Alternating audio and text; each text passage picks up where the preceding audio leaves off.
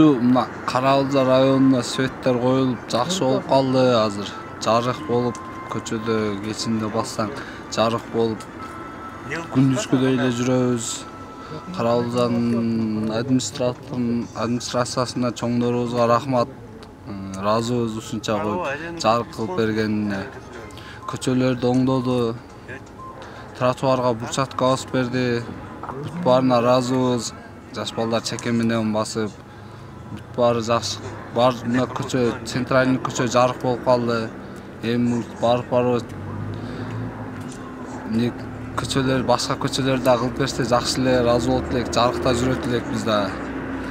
Кечкурун элдер коркпой, ызычы болбой, тынч, элдин баары бири-бирин көрөт, жарык болсо жакшы. Ушу чоңдорубузга рахмат, ушунча баарын кылып бергенине. Кудай кааласа дагы светофорлор коюлат экен. Ал коюлуп, көчөлөр сонун болуп калса биз өзүбүз эле сыймыктанабыз. Каралжа ушундай оңдолду деп. Ошо чоң рахмат.